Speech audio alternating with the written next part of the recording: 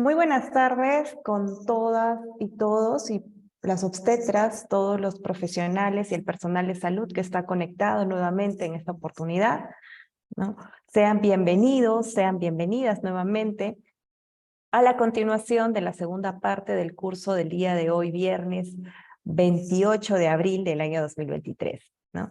Nuevamente tengo el gusto de poder estar nuevamente con ustedes, saludarlos. Les saluda la obstetra Luz Fabiola Garnique Quirós, que en esta oportunidad voy a estar a cargo como responsable del tema del uso de lo que es las pruebas moleculares en la detección temprana del PDH, ¿no? Entonces, ya prácticamente habíamos iniciado la primera parte hablando básicamente todo lo referente a lo que es el virus del papiloma humano y su composición oportuna, ¿no? Lo vimos justamente hace 2 días, prácticamente. Hablamos un poquito de cada ítem, de cada aspecto acerca de este tema, que en realidad, como bien sabemos, es una ITS, una infección de transmisión sexual, que básicamente su incidencia a nivel mundial y también a nivel nacional es cada vez mayor. Entonces, como siempre, como ya conocen prácticamente ustedes, siempre me gusta hacer una retroalimentación del tema anterior, ¿no? Para de esta manera poder mantenernos frescos y poder recordar ciertos conceptos, ciertas ideas de todo lo que hablamos la clase pasada. El día de hoy vamos a continuar también hablando de esta segunda parte del tema del virus del papiloma humano con respecto a lo que es el temario, a los puntos que no hemos tocado, que son las pruebas moleculares, las vacunas y también lo que es referente a la toma correcta del examen de Papa Nicolau en el primer nivel de atención. Muy bien, nosotros el día jueves, claro, el día miércoles, perdón, hablamos acerca de lo que es la histología del cuello uterino. A ver, ¿quién recuerda más o menos un poquito qué cosa o qué subtemas hablamos acerca de la histología, cómo se compone el cuello uterino, ¿no? ¿Qué básicamente, cuáles son las partes que componen el útero, ¿no? Y asimismo, cuando nos relacionamos o hablamos acerca de la histología, ¿qué es lo que nosotros identificamos en este órgano? Para hacer más que todo estos exámenes de prevención, que es el PAP, el Papa Nicolau, el IVA, ¿no? Eso hablamos un poquito en este primer punto del temario. A ver, ¿qué nos acordamos? ¿Qué hablamos de esa vez? Hablamos de lo que es la composición del cuello uterino, ¿no? Que el cuello uterino se compone o se divide más que todo en lo que es el fondo uterino, que es la parte de arriba, ¿no? La parte del fondo uterino, la parte del cuerpo uterino y la parte del cuello que está cerca al canal vaginal, ¿no? Esas son las 3 partes. E indicamos también que la división entre el cuello y el cuerpo del útero está el istmo uterino. Entonces eso ustedes ya de por sí lo tienen que tener ya en su memoria como una grabadora. ¿Ya? Eso es algo básico, son conceptos básicos que nosotros como profesionales del área de obstetricia tenemos que conocer. ¿Qué más hablamos en esta parte de la histología? No solamente hablamos de histología, ojo, porque también les mencioné la parte anatómica del cuello. Y lo que acabo de mencionar justamente es en relación a su anatomía. Hablamos también acerca de los ligamentos, los ligamentos que pasan por el cuello uterino, cuáles son esos ligamentos, qué arterias son las que pasan, ¿no? Entonces, hicimos como un pequeño recordatorio. Y asimismo también mencionamos las dimensiones o el tamaño del cuello uterino. Como bien saben, el cuello uterino, cuando nosotros realizamos una evaluación, mencionamos que mide de 3 a 4 centímetros de longitud, ¿no? Y cuando una mujer está embarazada, obviamente el cuello va a aumentar su tamaño. De la misma manera, este cuello uterino, vamos a ver por aquí una figurita, acá está, ¿ya? Hablamos también acerca de lo que compone este órgano. Y en relación a la parte histológica, nosotros podemos identificar diferentes parámetros, ¿no? ¿Cuáles son esos parámetros que nosotros tenemos que identificar cuando realizamos estos exámenes de prevención a nuestros pacientes? Tenemos que identificar cuál es el orificio cervical externo, cuál es el orificio cervical interno. Como bien sabemos, el orificio cervical interno es el que no se puede visualizar porque está internamente, ¿no?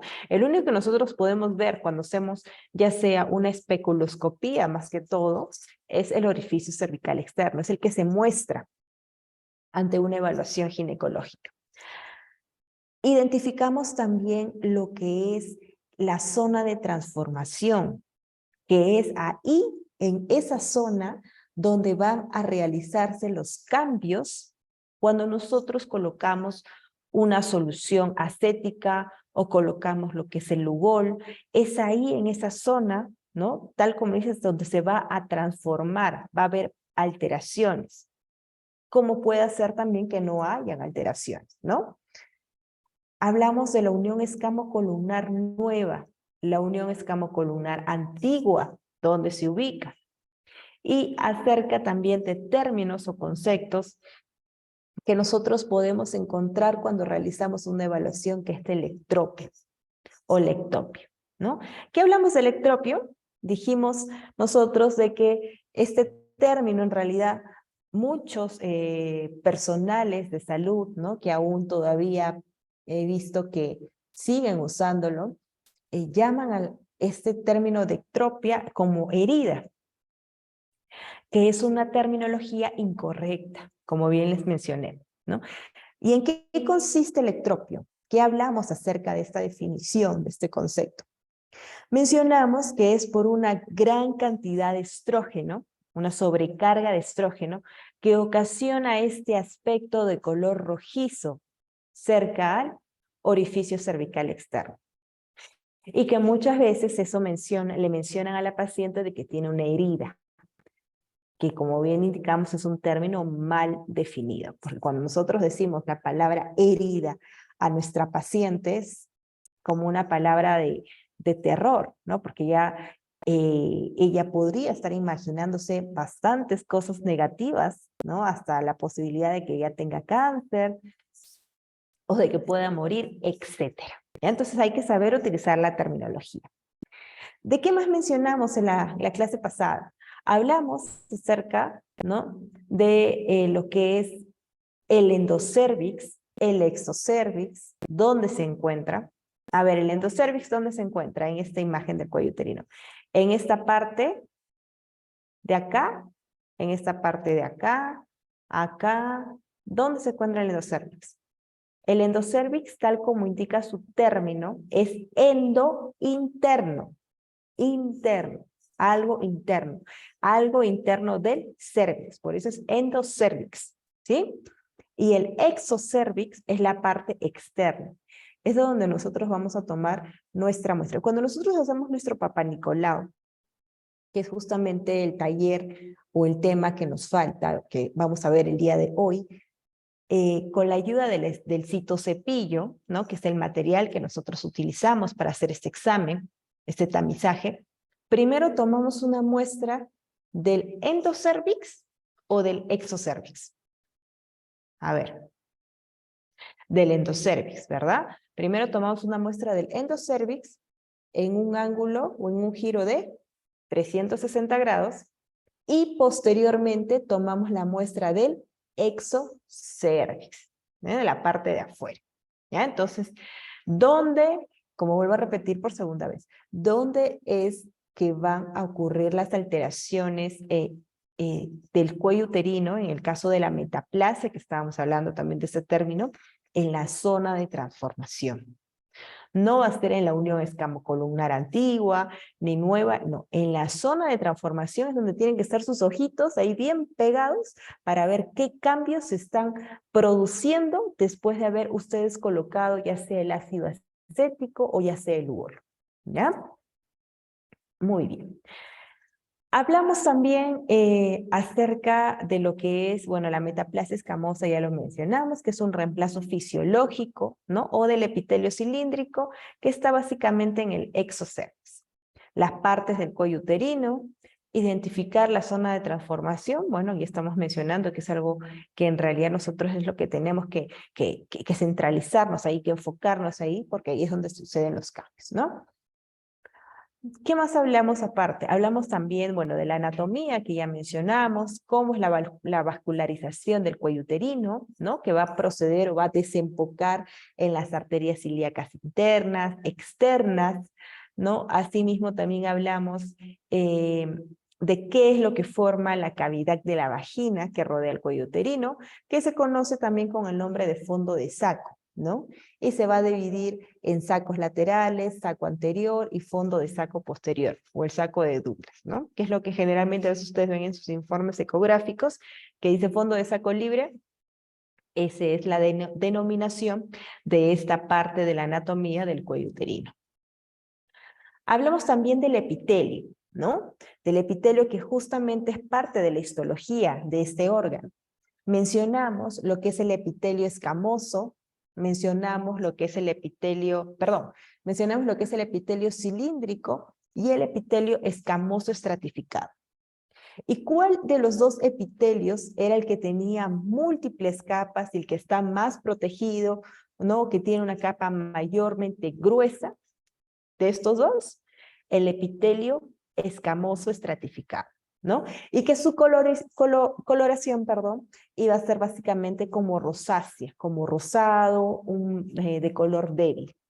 Sin embargo, el epitelio cilíndrico es el que iba a tener solo una sola capa y la coloración iba a ser más penetrante, es decir, un rojizo iba a ser su característica, ¿no? Entonces, eso hablamos básicamente de las diferencias de estos dos epitelios.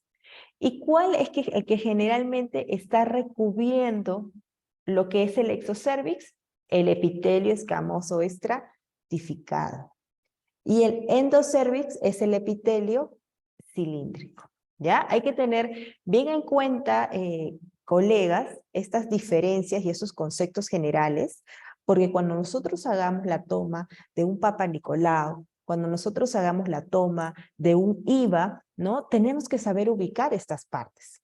Asimismo, cuando yo haga la descripción en mi hoja de lo que es la toma de IVA, básicamente, yo tengo que saber cómo voy a describir lo que yo veo, los hallazgos que yo encuentro, ¿no? Por ejemplo, vamos a hacer ejercicios igual, pero a ver, adelantando un poquito, ¿no? Por ejemplo, si yo he colocado mi solución acética, pasa el minuto, ¿no? Para eso se recomienda tener un reloj con segundero, para que de esa manera pueda ser más exacto el tiempo, porque si estoy con el celular, me puede confundir, puede ser que entre una llamada, puede ser que se me caiga el teléfono, no sé, y ya perdí el tiempo. Entonces es mejor con un reloj de mano, con segundero. Ya pasa el minuto y ahí es de forma inmediata donde se presentan los cambios y tú tienes que estar bien concentrado, ¿ya? Porque se te escapa y puedes dar un falso resultado, un falso positivo. ¿Ya? Entonces nosotros tenemos que colocar, ¿no? IVA, ¿no? Ahí tenemos que colocar. Se visualiza, no sé, lesiones acetoblancas, ¿no? Que se expanden hacia el labio anterior del cuello uterino o hacia el labio posterior, ¿ya? Tenemos que saber cómo vamos a describir esa parte, ¿ya? Asimismo, de bordes regulares, de bordes irregulares, ¿no? Que se expanden más de un 75% hacia arriba, ¿no? En la parte lateral. Todo eso tenemos que hablar y eso les voy a enseñar justamente más adelante para que tengan una idea más ampliada de esta descripción. ¿Qué más hablamos en la clase pasada? ¿No? Hablamos de la diferencia de lo que es la parte de la presencia de glucógeno, de estos dos tipos de epitelios que estamos mencionando, que es el epitelio estratificado, el epitelio cilíndrico. ¿Cuál es el que tiene mayor cantidad de glucógeno, el que tiene mayor producción? ¿Cuál de los dos dijimos? Que era el epitelio escamoso estratificado, ¿no? En cambio, el epitelio cilíndrico carece de glucógeno. Y acá justamente hicimos un ejemplo, ¿no? Mencionamos en una membrana basal, que es esta imagen, por ejemplo, ¿no? Que está prácticamente, son un gran número de células con sus núcleos respectivos, donde nosotros podemos visualizar lo que es el estrato superficial, el estrato intermedio, está acá el estrato parabasal y el estrato basal, ¿no? Y esto es en base a lo que es una visualización por el microscopio. Hablamos de lo que son las criptas, ¿no? Las criptas, que es esta parte de acá, y también de esta manera acá podemos encontrar los diferentes estratos en esta lámina histológica. Bueno, esto ya mencionamos, ¿no? ¿Cuál es la característica de los epitelios? Las criptas pueden llegar a tener entre 5 y 8 milímetros desde la superficie del cuello uterino, ¿no? Que es justamente lo que vimos en esta imagen que analizan bajo el microscopio. Y bueno, acá en esta imagen, como bien mencionamos, ¿cuál es la apariencia de un pólipo cervical? ¿No? Este es un cuello uterino, como bien sabemos, de característica rosado, ¿no? Que se ve, que es el color en realidad que nos muestra que es un cuello uterino aparentemente sano. Acá vemos bien delimitado lo que es el orificio cervical externo y también la zona de transformación. Y casi a nivel del orificio cervical externo está ubicado lo que es este pólipo cervical.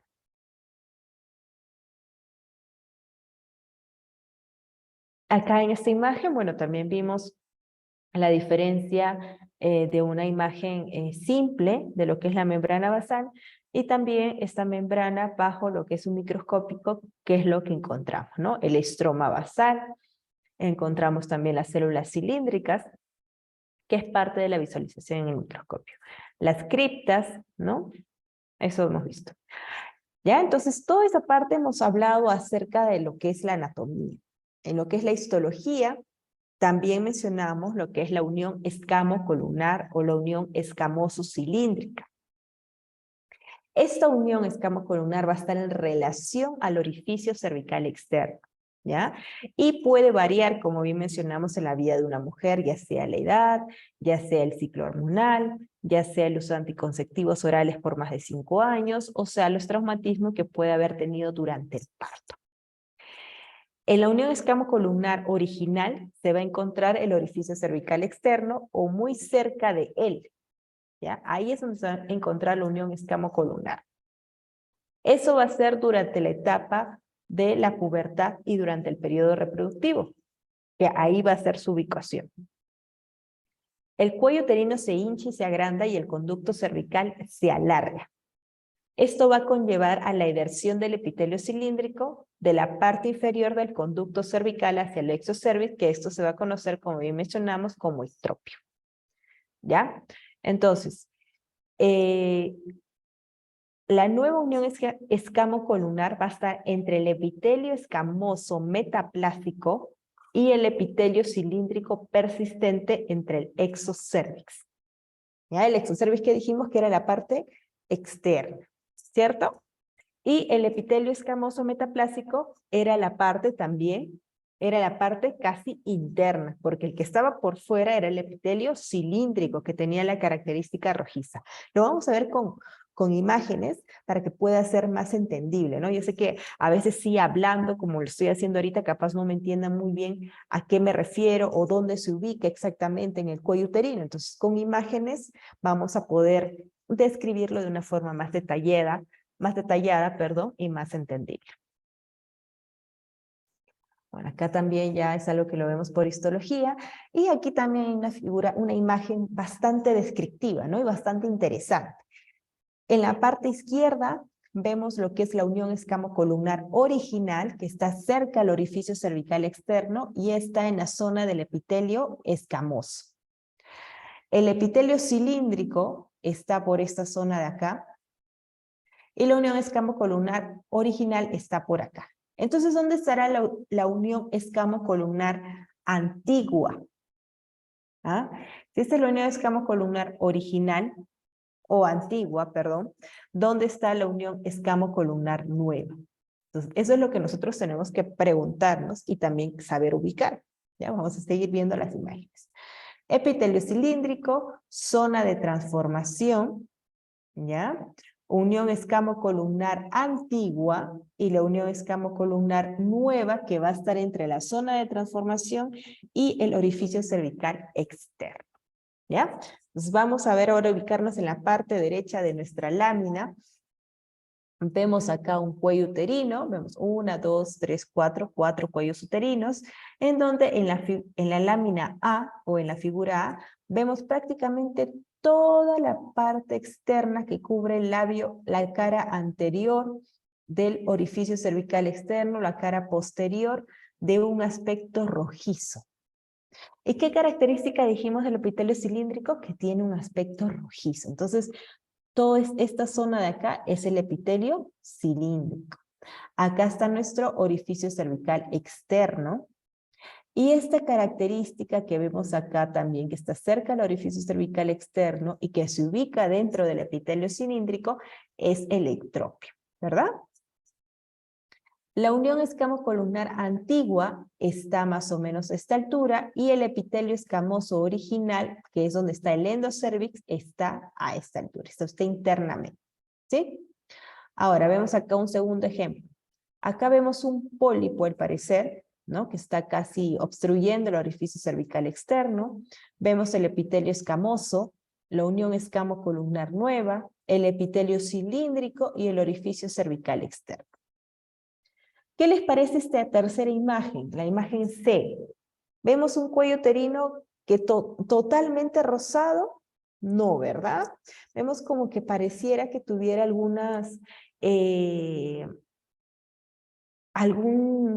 como algún flujo, al parecer blanquecino, ¿no? Que está prácticamente en las paredes vaginales, está en la parte lateral del orificio cervical externo que se extiende hasta la parte anterior, ¿no? Y asimismo, casi también un poco de la parte posterior.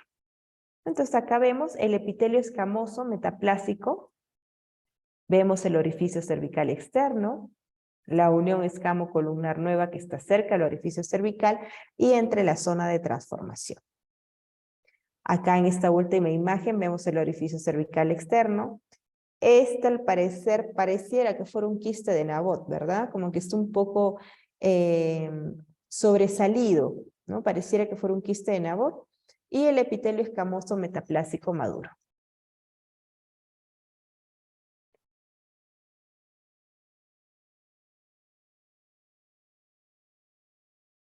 Y bueno, el ectropio, que yo creo que ya ha quedado bastante claro este concepto, ¿no? Así que de ahora en adelante, prohibido decir a las pacientes si es que encontramos este proceso fisiológico, herida. Prohibido decir ese término, ¿ya?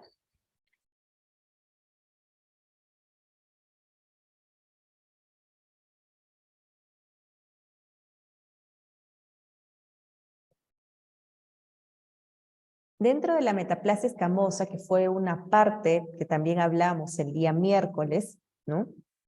En la metaplasia, ¿qué significa metaplasia? ¿Qué significa este término? Que es una alteración del tamaño del número de células, ¿sí? Ese es el concepto que ustedes tienen que tener. Entonces, esa alteración del tamaño y número de células es un proceso fisiológico, es un proceso normal, que es parte del funcionamiento de nuestro organismo. ¿Y dónde se va a dar? En el epitelio cilíndrico, ¿ya? Entonces, esa función va a desempeñar. ¿Y cuál es uno de los primeros signos de esta metaplasia escamosa? Que es la aparición y proliferación de células de reserva, que van a tener características como núcleos redondos, con poco citoplasma, como estamos viendo acá en las flechitas, ¿no? Y asimismo características también en que no va a haber una producción de glucógeno. Y como no va a haber una producción de glucógeno, cuando tú coloques el Lugol, no se va a teñir de marrón o va a cambiar su coloración, por este motivo. Acá vemos los quistes de Nabot, ¿no? Bien sobresalidos, ¿no? Es bien característico acá, es bastante fácil poder identificarlo. Acá también, miren, hay otro, ¿no? Y todo esto es el cuello uterino. el diagrama esquemático, ¿no? De cómo se sigue madurando en la metaplasia escamosa incipiente. Entonces, dentro de un epitelio cilíndrico va a ver este proceso fisiológico que es la metaplasia escamosa, el cual se va a clasificar en dos aspectos. Uno es el epitelio escamoso metaplásico maduro, normal, que va a contener glucógeno, y el otro va a ser el epitelio escamoso atípico o displásico que no va a contener glucógeno. Y esto va a ser la infección por tipos oncógenos de BPH, ¿no? Estas dos clasificaciones. Hablamos también de la zona de transformación. ¿Qué era la zona de transformación? A ver, ¿de qué hablamos? ¿A qué nos referimos con la zona de transformación? ¿No? Esta zona de transformación básicamente se va a encontrar delimitada por la unión escamo-columnar antigua. Y lo va a definir la nueva unión escamo-columnar. Entonces, la zona de transformación se puede desplazar parcialmente y luego plenamente a lo que es el conducto cervical. Para nosotros poder identificar esta zona de transformación en un cuello uterino, lo que nosotros tenemos que verificar es, uno, ubicar nuestro orificio cervical externo, que es esta zona de acá. Dos, evaluamos dónde está mi epitelio cilíndrico, que es esto, que es cerca del orificio, dónde está mi epitelio escamoso estratificado, dónde está mi unión escamo-columnar antigua y dónde está mi unión escamo-columnar nueva. Acá está la antigua, acá está la nueva, entonces entre la unión escamo-columnar antigua y la unión escamo-columnar nueva va a estar mi zona de transformación. ¿Ya? Esta va a ser la zona de transformación. Y ahí, como bien mencionamos, es donde vamos a ver los hallazgos para saber si este resultado de la paciente es un resultado positivo o es un resultado negativo, de acuerdo a los hallazgos encontrados. Entonces, colegas, todo eso hemos hablado, bueno, parte, ¿no? Porque obviamente falta un poco más. Todo eso nosotros hemos mencionado el día miércoles, ¿no? El día miércoles hemos hablado de la anatomía, de la histología, hemos ahorita mencionado un poquito de cada parte, no nos hemos explayado mucho porque sí es algo que ya lo hemos visto a detalle el día miércoles. Entonces es como una retroalimentación que estamos haciendo para poder refrescar nuestros conocimientos. ¿De qué hablamos también el miércoles? Hablamos acerca de la epidemiología, ¿no? De la parte de la problemática, de la magnitud del problema, como menciona aquí, de esta infección de transmisión sexual, que es el virus del papiloma humano, ocasionando en gran parte lo que es el cáncer de cuello uterino. ¿Ya? Entonces, mencionamos algunas imágenes, ¿no? Por ejemplo, indicamos la incidencia mundial que se da a nivel de todo el mundo de esta enfermedad, 500,000 casos nuevos por año, ¿no? Lo cual en realidad uno le dice, esta cifra es bastante preocupante para uno, para cada uno de nosotros como sector salud, de que tantas mujeres están muriendo en todo el mundo por esta enfermedad, ¿no? Y es ahí nuestro trabajo, nuestra función como profesionales. ¿Qué es lo que está sucediendo? ¿Cuáles son esas debilidades que aún se están presentando, esas falencias por las cuales muchas mujeres no están tal vez acudiendo a sus chequeos preventivos de forma temprana, sino tal vez están acudiendo de forma tardía? Y en realidad ya es cuando no se puede hacer mucho, cuando uno acude tarde, ¿no? Entonces, todas esas cositas nosotros tenemos que tener en cuenta como personal de salud, hacernos como un examen, como un autoanálisis nosotros mismos, en qué estamos fallando, ¿no? ¿Por qué todavía se siguen presentando estas estadísticas a pesar, ¿no? de que yo veo que sí se están realizando tal vez un poco más de mujeres estos tamizajes? Y ahí es donde entra la parte de prevención, que fue también lo que mencionamos.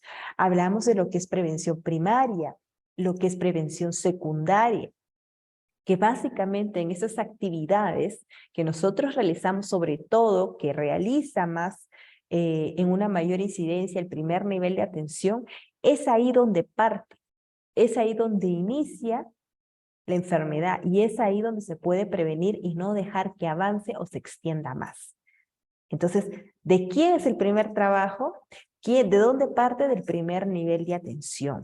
Y todos aquellos profesionales, todos aquellos trabajadores del sector salud que trabajamos en el primer nivel de atención, tenemos que tener más conciencia, ¿no? Y de esta manera trabajar más colectivamente con promoción de la salud para poder disminuir esta incidencia de mujeres que cada vez aumentan en casos, aumentan en muertes, ¿no? Eso no quiere decir, ojo, de que el segundo o tercer nivel no haga su trabajo, no, definitivamente lo van a hacer, pero ellos ya más se enfocan, como bien sabemos, a la parte recuperativa, a la parte de rehabilitación, no a la parte de prevención o promoción, que es más que todo eso le compete al primer nivel de atención.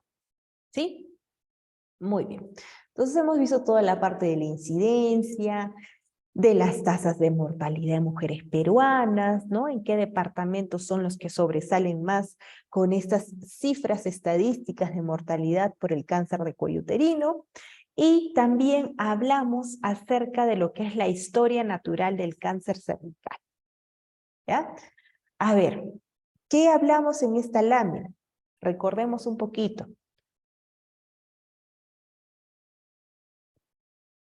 Si empezamos de abajo hacia arriba, ¿no? Que es de aquí hacia arriba,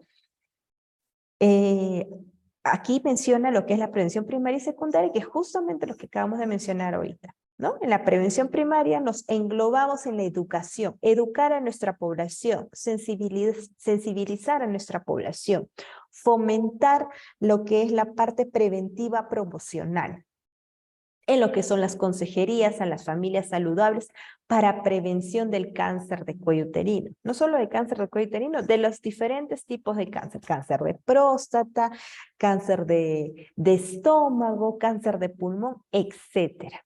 Para poder adoptar comportamientos de familias con estilos de vida saludables. Eso es lo que trabajan en el primer nivel de atención en la parte educativa. Por eso hay sesiones educativas en que tú brindas un tema, ¿no?, a la población acerca de las formas de prevenir, acerca de los exámenes de prevención que se pueden realizar o que ofertas tú como establecimiento de salud, y para que conozcan y por qué se realizan ese examen y por qué es importante, en qué me va a ayudar, etcétera. Todo ese proceso, todos esos pasos es lo que tú realizas en tu sesión educativa. En una sesión demostrativa, ¿no? Ahí básicamente podría entrar el tema de ITS, de infecciones de transmisión sexual, el uso correcto del condón. Estás haciendo una sesión demostrativa, estás demostrando cómo se utiliza un método anticonceptivo de barrera que es tan importante y que en sí es el único método anticonceptivo, como bien sabemos, que te va a proteger o a prevenir de una infección de transmisión sexual, muy aparte de un embarazo, ¿ya? Y también aquí engloba lo que es la vacunación del VPH, ¿no? Fomentar la vacunación, ya sea con medios de enseñanza, como trípticos, volantes, rotafolios, trabajar articuladamente con las instituciones educativas, ¿no? Trabajar articuladamente con las familias, con lo que es los programas sociales, etcétera. Porque ahí es donde tenemos que fomentar bastante la vacunación para prevenir, ¿no? Como bien sabemos, la vacunación es para los niños y niñas que no hayan iniciado una vida sexual, se pueden colocar la vacuna del VPH, que son en 2 dosis establecidas. Para mujeres que ya han iniciado su vida sexual, también se pueden colocar la vacuna, pero es más efectiva en los que todavía no han iniciado su vida sexual. Es por eso que se parte desde los niños, ¿no? Muy bien. Y en la prevención secundaria, como también acabamos de mencionar, ya es la parte recuperativa de las lesiones que tú encuentras, es la parte de rehabilitación. Y eso ya es prácticamente el trabajo de los hospitales, de los institutos especializados, como el INEM, por ejemplo. Ahí es la chamba donde entra lo que es la prevención secundaria.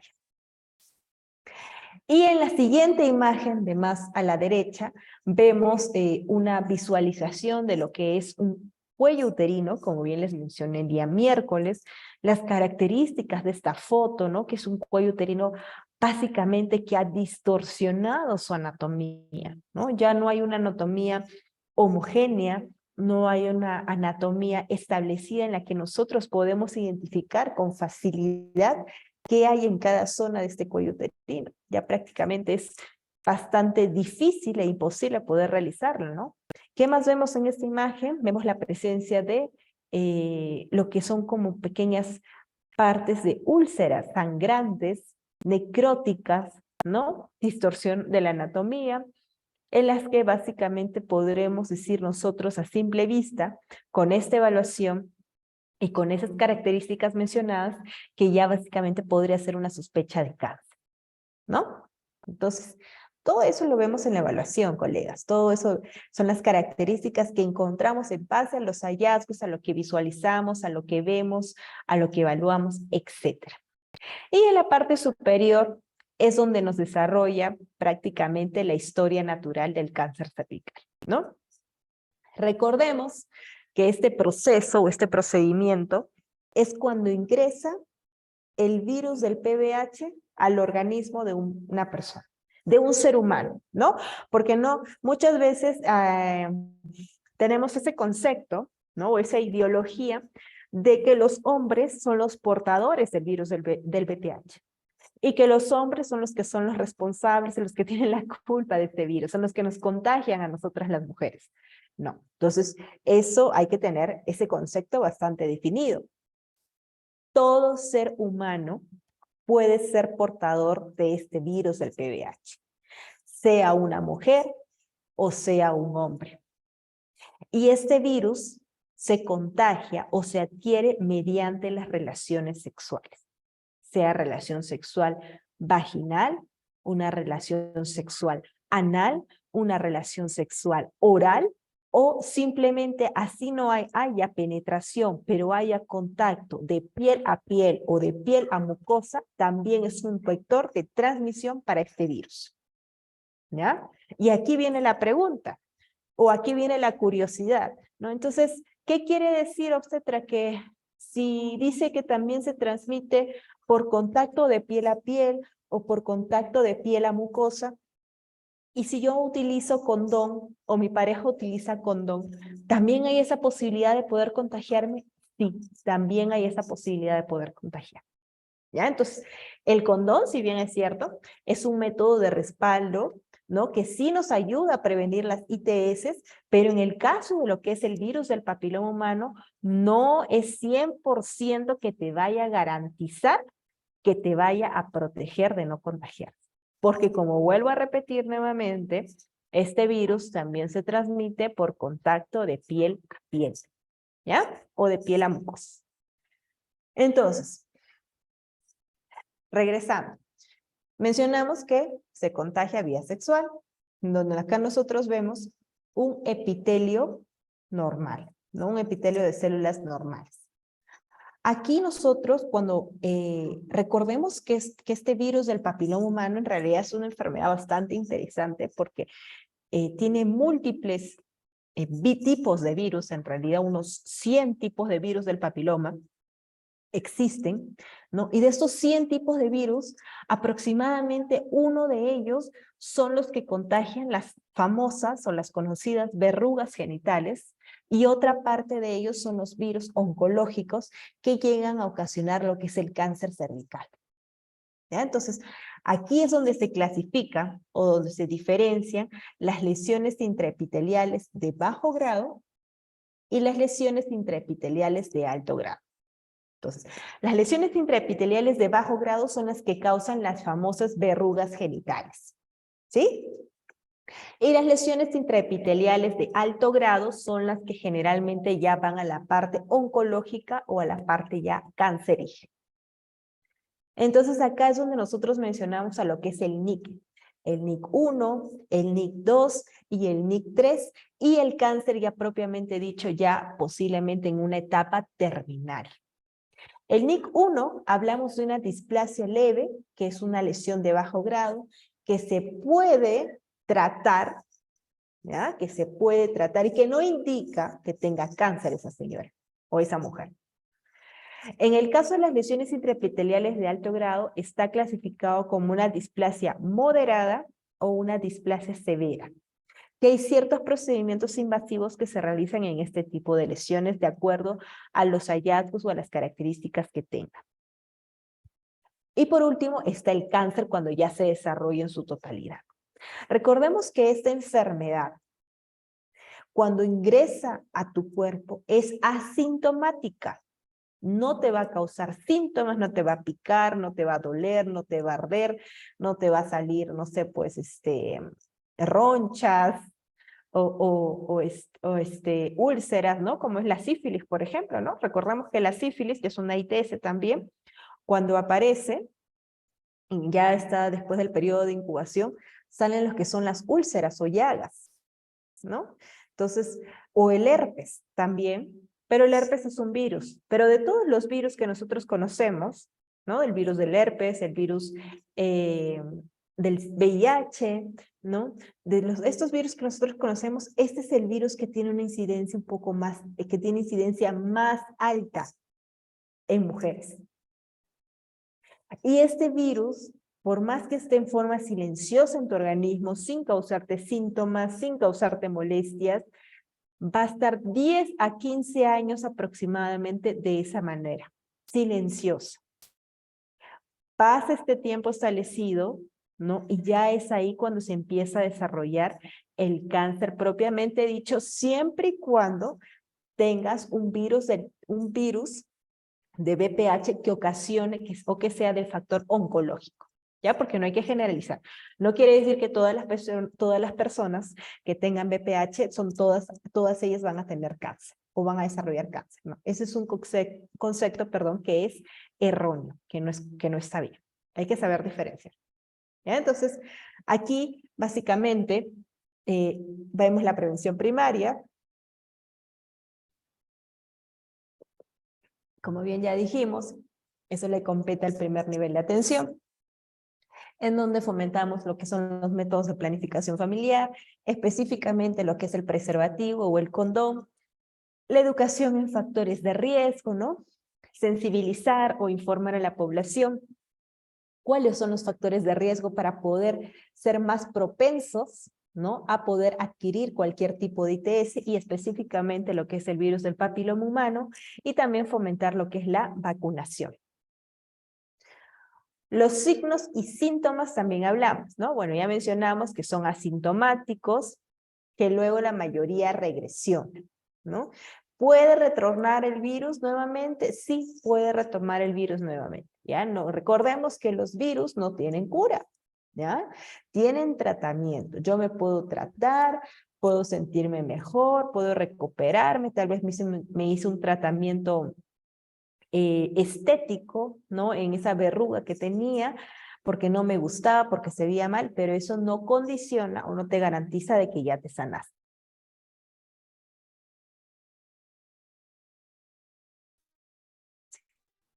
¿Ya? En algunas personas trata de definirlo un poco mejor para que quede claro, ¿ya? ¿Y qué pasa si un cáncer de cuello uterino ya está en una etapa avanzada? No es un cáncer inicial que recién se esté diagnosticado. Entonces, cuando ya está en una etapa avanzada o en una etapa terminal, ya prácticamente va a haber cierta sintomatología en la paciente. ¿Y cuál es esa sintomatología que va a presentar? Las que están dadas a continuación. Un sangrado anormal que puede presentarse obviamente por los genitales externos, ¿no? Que muy independiente de su ciclo menstrual. ¿Qué quiere decir? Que una paciente que acude a tu consultorio y te indica, ¿sabe qué, obstetra? Estoy presentando sangrado, pero no es mi menstruación porque mi menstruación ya me vino y es un sangrado fuera de la menstruación, o que es algo que no se puede explicar de forma razonable, es algo que te tiene que llamar la atención. O que hay un sangrado durante la relación sexual, también. ¿Ya? Entonces, son síntomas que puede presentar la paciente que tienen que de por sí son síntomas de alerta con mayor razón para hacer un seguimiento estricto a esa paciente. Y los factores de riesgo fue lo que también mencionamos el día miércoles, ¿no? Factores de riesgo que una paciente o que un ser humano, para no solamente enfocarnos en mujeres, está más expuesto a poder contagiarse de este virus del VIH. ¿Y cuáles son? Las que ustedes ven acá. Inicio temprano de la actividad sexual, ¿no? A veces se inicia muy jóvenes las mujeres o los hombres su vida sexual.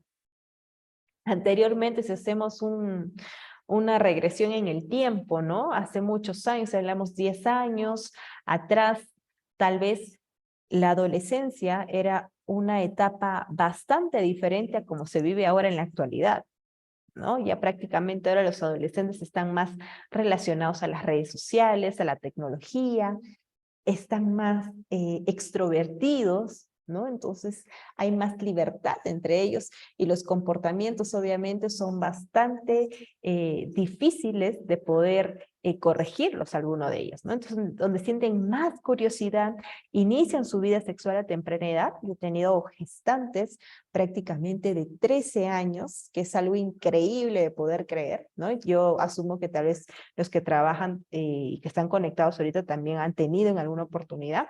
Entonces vemos esa comparación, ¿no? Cómo era antes y cómo es ahora. Y es algo preocupante, como bien sabemos, ¿no?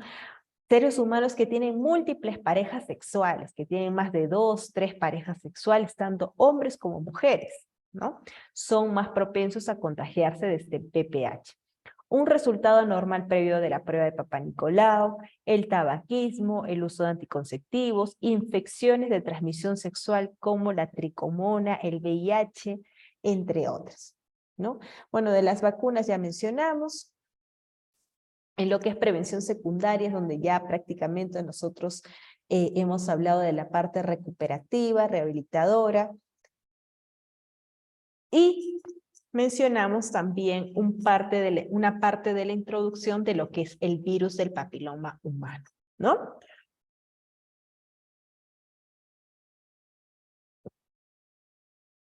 Como bien mencionamos, este virus son más de 100 tipos de virus, viene denominado dentro de la familia, su nombre científico es Papillomaviridae, y representan una de las enfermedades de transmisión sexual más comunes. Acá consideramos los tipos de VPH que podemos encontrar, ¿no? Y asimismo los tipos de VPH 6 y 11 son de bajo riesgo oncológico. Bueno, ya mencionamos esto, ¿no? De que no causan síntomas, los VPH que se transmiten de contacto de piel a piel, etc. Y lo que es la parte de la fisiopatología del VPH, ¿no? Esta ya es la parte en la que nosotros nos continúa esta segunda parte del día de hoy, que es lo que vamos a ver de aquí hacia adelante. La fisiopatología del VPH, como bien mencionamos, este virus de tipo oncogénico es el primer paso para desarrollar un cáncer de cuello uterino. Y de toda esta cadena de virus que estamos hablando nosotros, que son aproximadamente como 100 tipos de virus de VPH, ¿cuáles son específicamente esos virus que son de origen oncológico o oncogénico, perdón? El VPH 16 y 18 son los responsables de un más del 70% de cánceres cervicales. ¿Ya? Entonces hay que también grabarnos esos bien. Estos dos tipos de virus son los que están más relacionados a la parte oncológica. Y los más comunes, que ya entrarían en una parte secundaria, son los que visualizamos aquí, que se encuentran en un 20%. Síntomas, bueno, hablamos de las verrugas genitales, las verrugas que tienen características planas, las verrugas que son en forma de coliflor, ¿no? Que aparecen en la vulva, y eso lo vamos a ver más adelante también. ¿Qué más nos habla acerca de este virus del papiloma humano? La infección por el VPH es muy común, ¿no? Es muy común porque toda persona o todo ser humano que haya tenido relaciones sexuales prácticamente ha adquirido este virus del VPH. O sea, prácticamente casi todos, creo, los que estamos aquí presentes, ¿no? En alguna oportunidad de su vida ha adquirido este virus y tiene el virus en su cuerpo. Ahora, ¿cuál es la otra parte de la historia? Que casi el 90% de las personas que han adquirido en algún momento de su vida este virus del papiloma humano también lo pueden expulsar o lo pueden eliminar. ¿Ya? Esa es la buena noticia, ¿no? No quiere decir de que uno va a estar con el virus toda su vida. También hay la posibilidad de poder eliminar. El cáncer de cuello uterino siempre es causado por el VPH. Tener VPH no significa que la mujer desarrollará cáncer de cuello uterino. Bueno, ese concepto también ya ha quedado, creo yo, bastante claro. Más del 90% de las infecciones detectadas se eliminan en los siguientes 2 años, ¿no? Que es justamente lo que les acabo de mencionar. La infección con VPH de alto riesgo que persiste por más de 4 años aumenta el riesgo de cáncer en casi un 100%. El VPH se detecta prácticamente en todos los casos de cáncer de cuello uterino y en una proporción de sus lesiones precursoras.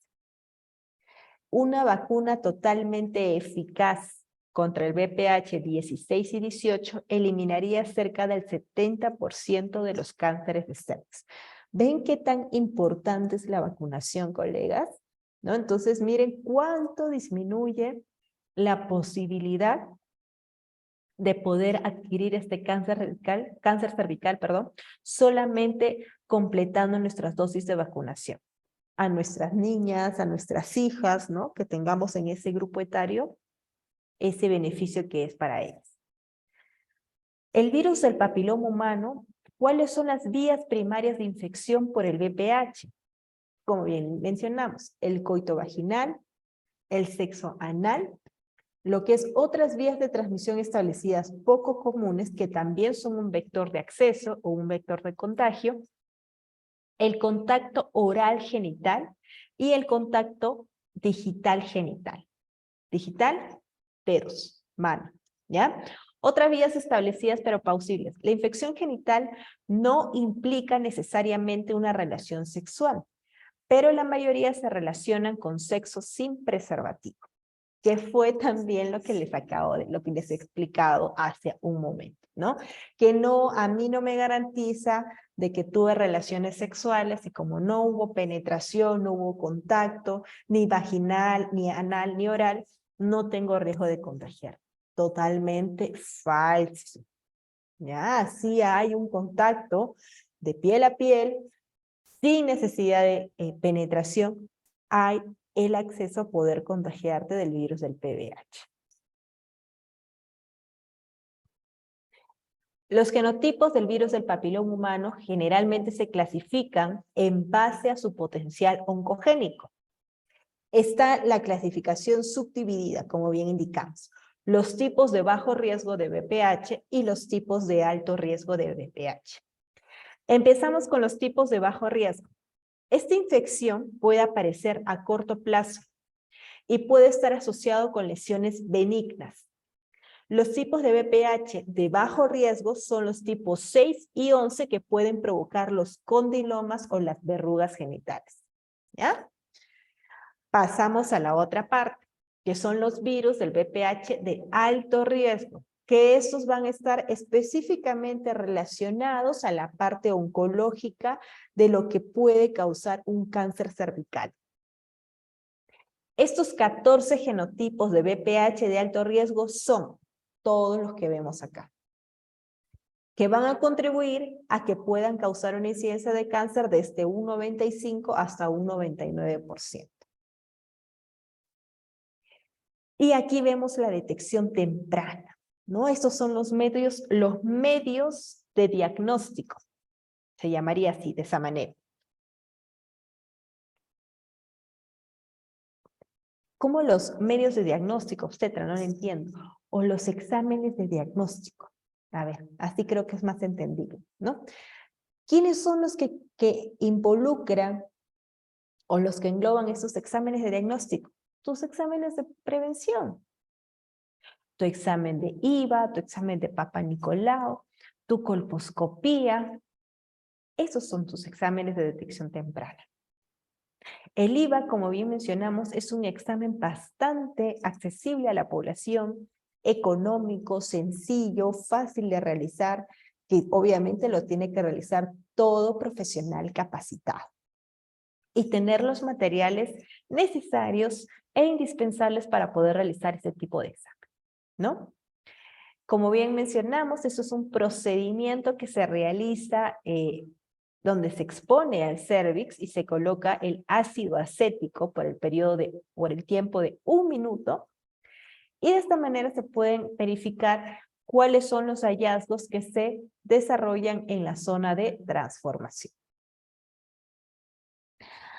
Mencionamos también en relación a su especificidad, a su eficacia, a su sensibilidad de estas pruebas, que es el IVA y el Papá Nicolau. ¿Cuál de estas dos pruebas generalmente son más específicas? ¿Cuáles son más sensibles? ¿No? De acuerdo a las evaluaciones realizadas de estas dos pruebas que ya conocemos, la que tiene una mayor predicción o una mayor efectividad o certera de lo que son las lesiones precancerosas es el IVA. El IVA, ¿ya? Entonces eso hay que tener presente.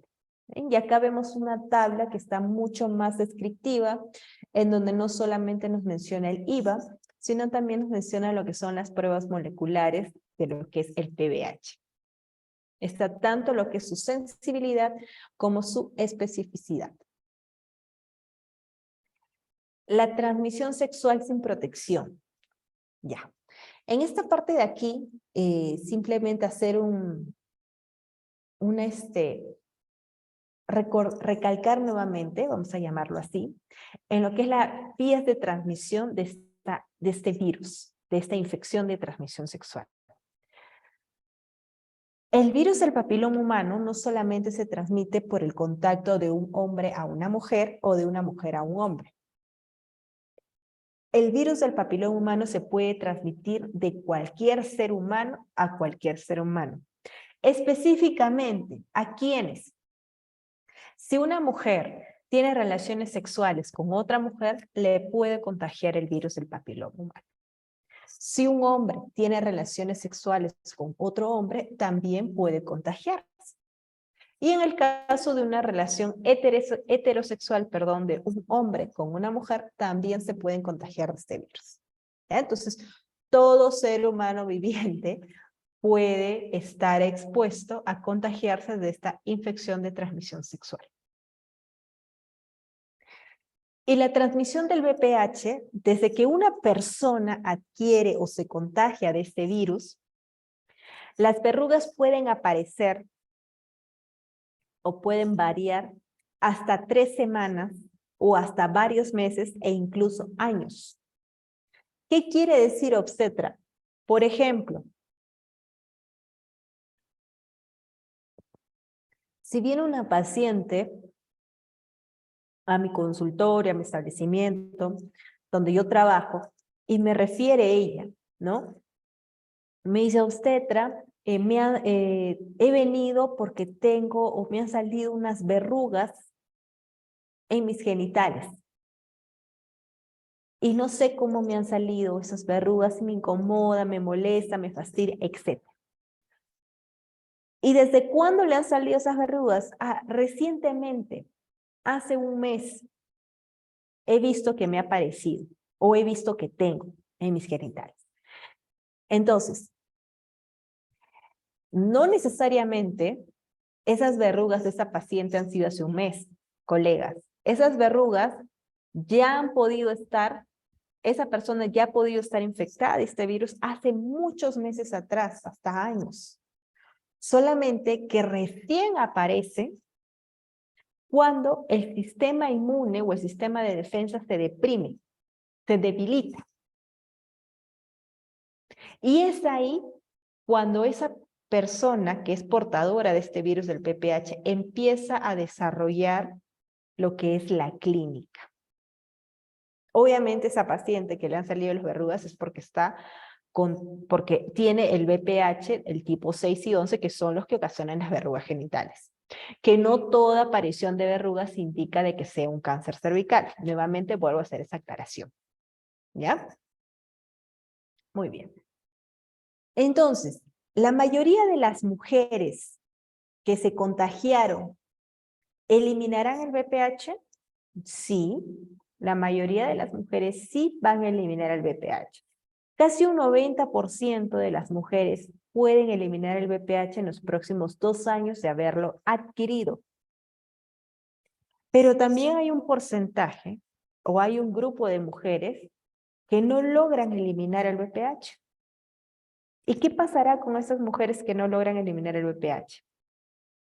Que se contagiaron y no logran eliminarlo.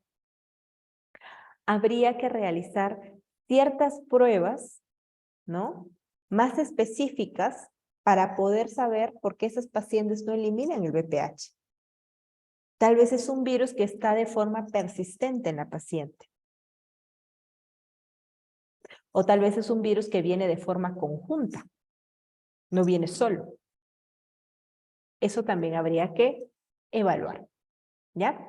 Y aquí, en estas imágenes, es cuando este virus está más está más expuesto a ingresar a tu cuerpo, a tu organismo, cuando se acompaña de alguien más. El virus no entra solo. Ojo, el virus entra acompañado. ¿Cómo acompañado? No entiendo. Por ejemplo, ¿no? De acuerdo a esas imágenes que estamos viendo en esta PPT. Si es una paciente que tiene múltiples parejas sexuales, ya sea hombre o sea mujer, este virus del VPH, con ese factor de esa paciente que tiene múltiples parejas sexuales, está entrando con un sistema de apoyo a tu organismo, de una forma más fácil. Una paciente que no tiene una alimentación saludable, también es algo que le ayuda a ingresar de forma más fácil a tu cuerpo. Una paciente que tenga una infección de transmisión sexual o que tenga VIH, también es un acceso más sencillo. Tabaquismo, el nivel de pobreza, también son también son accesos o un sistema de apoyo, vamos a llamarlo así, para el virus, para que tenga luz verde para ingresar a tu organismo. A eso nos referimos.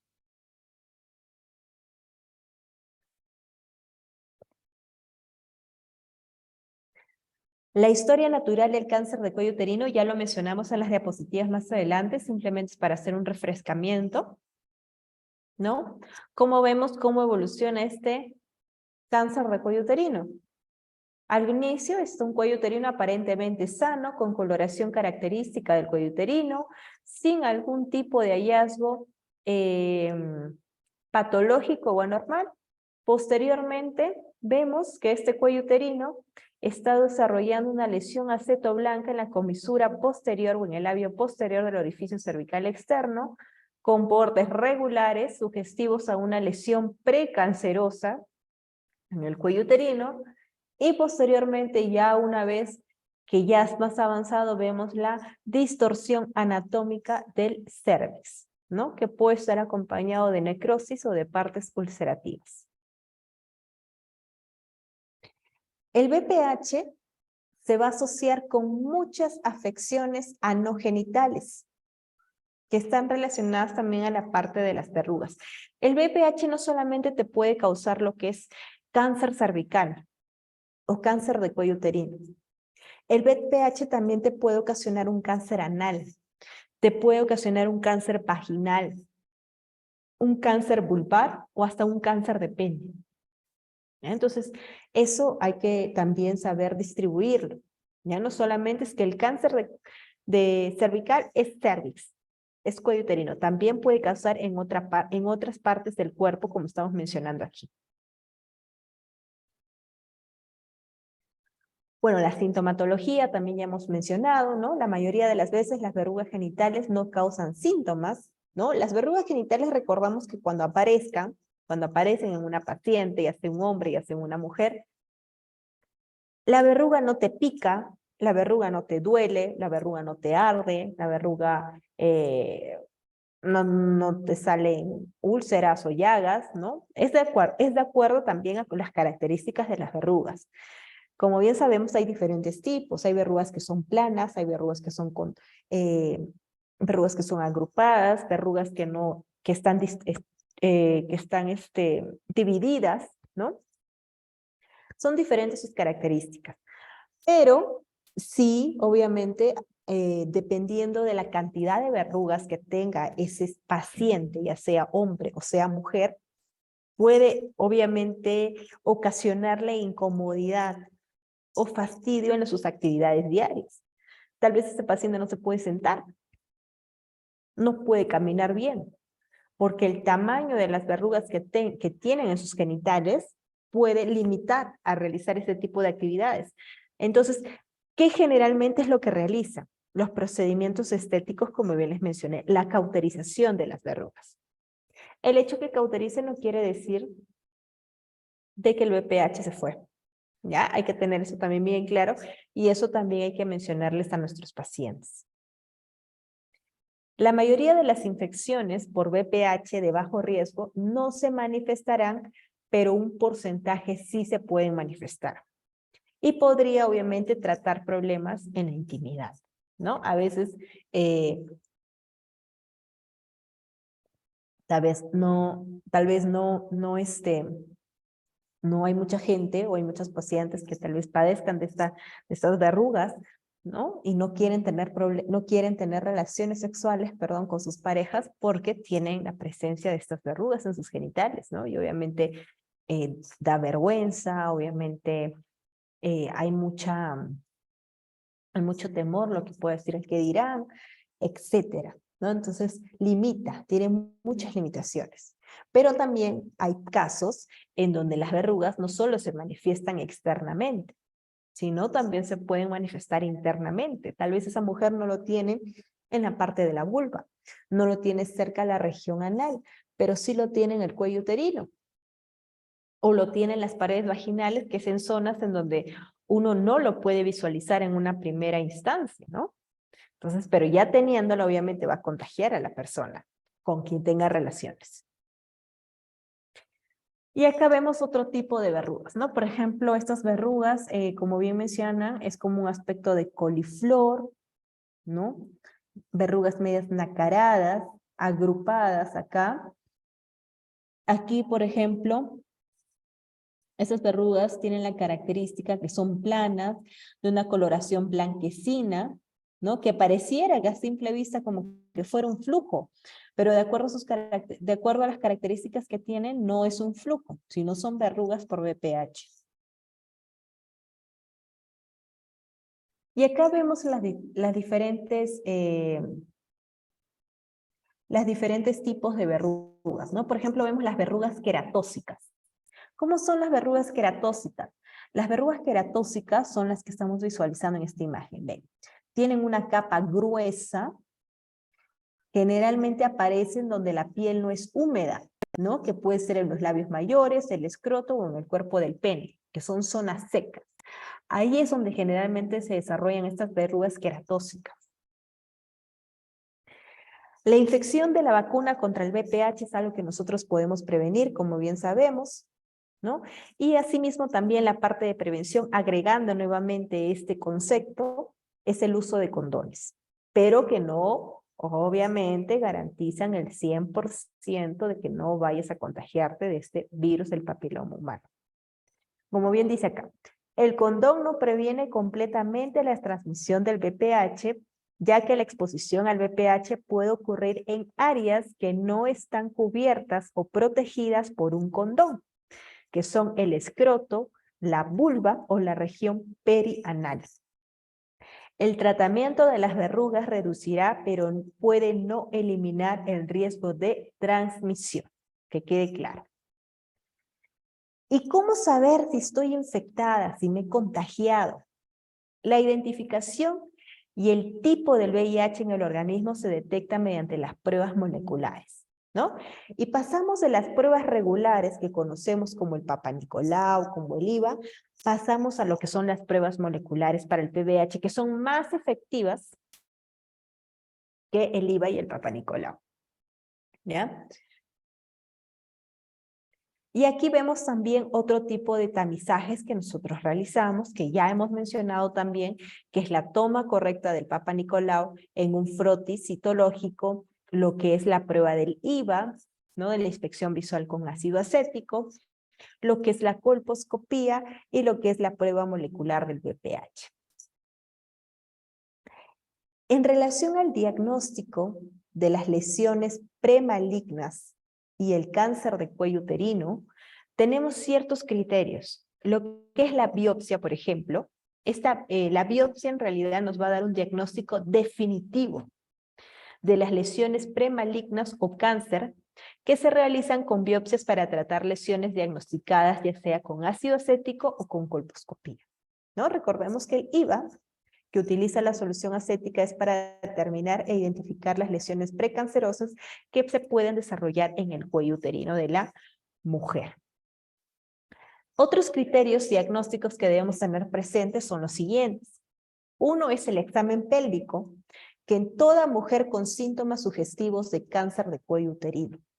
Recordemos que cuando nosotros hagamos un tamizaje, ya sea Papa Nicolau, ya sea IVA, tenemos que realizar nuestro examen pélvico. Tenemos que realizar nuestra evaluación ginecológica a nuestra paciente. Ahí justo les he traído un video para que ustedes mismos también puedan ver a lo que me refiero, ¿ya? Puedan saber un poquito más. Cualquier lesión elevada con apariencia de condiloma debe realizarse lo que es una biopsia. Hay que tener presente eso. El cáncer se desarrolla en la zona de transformación y la lesión puede manifestarse como un tumor, ¿ya? Entonces, los medios de diagnóstico, volviendo a mencionar, es el Papa Nicolau, la inspección visual con ácido acético y las pruebas moleculares de VPH. ¿Qué es lo que hacemos en el primer nivel de atención, en el MINSA, más que todo en el Ministerio de Salud? El Papa Nicolau y la inspección visual con ácido acético, ¿no? Las pruebas moleculares en realidad es algo que no nos benefician o no nos facilitan, ya sea por un tema de presupuesto, ¿no? O por algún otro factor. Entonces, generalmente nosotros trabajamos con lo que es el PAP y el IVA. El Papa Nicolau, como bien sabemos, es para que detecte el cáncer de cuello uterino, que debe ser realizado por todo profesional capacitado. La sensibilidad del Papa Nicolau se estima en alrededor del 50%. Y los pacientes no recogen su resultado, ¿no? ¿A qué me refiero con esto? Que hay muchos pacientes, no solo en la parte del primer nivel, ¿no? Bueno, no solo en la parte rural, tal vez, que es donde yo trabajo, yo creo que también en la parte urbana, ¿no? Se realizan su examen de Papa Nicolau y muy pocas mujeres acuden nuevamente al establecimiento de salud para saber cuál ha sido su resultado. Entonces, es como yo le digo a mis pacientes, ¿de qué te valió tanto hacerte tu examen si al final no vas a saber qué salió? Como que no tiene mucha coherencia, mucha lógica, ¿verdad? Entonces, si yo me hago un examen, yo tengo que ir hasta el final, hasta el resultado para saber qué ha salido, qué han encontrado, etcétera, ¿no? Entonces, muchos pacientes no recogen y no es efectivo ese tamizaje. No estamos ayudando en nada a esta paciente. Porque si esta paciente tal vez tuvo un resultado positivo, ¿no? Ya sea que se ha diagnosticado un NIC2 o un NIC3, ese resultado se puede perder. Y esa paciente se puede perder y pasa el tiempo y la paciente no se hace ningún seguimiento porque aparentemente se encuentra bien, se encuentra sana, sin molestias, y cuando ya es demasiado tarde, cuando el cáncer ya avanzó, ya se manifestó, ya no se puede hacer nada. Entonces, eso es un factor en contra, ¿no? de nosotros, que es el hecho de que hay muchas pacientes que no recogen sus resultados de Papa Nicolau. Y en relación a la inspección visual con ácido acético, este ácido acético se aplica al 5% en el cérvix de la mujer.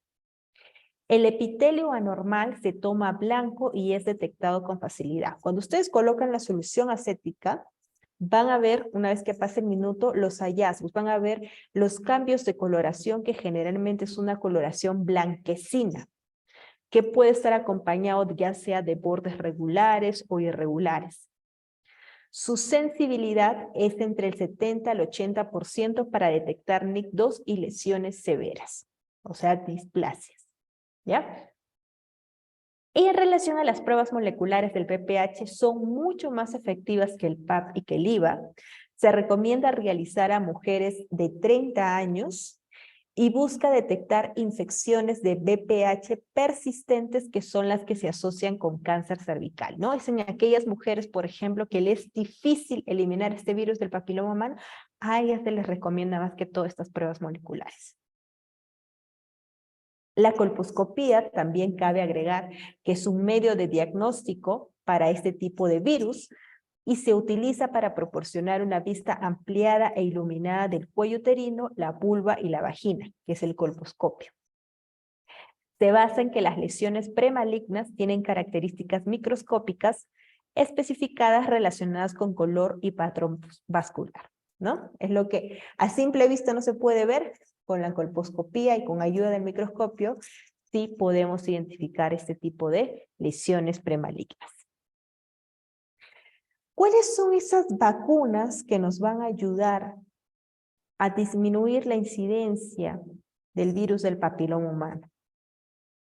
Las vacunas tetravalente y bivalente son altamente efectivas para prevenir las infecciones para los virus tipo 16 y 18 que causan la mayoría de cáncer cervical.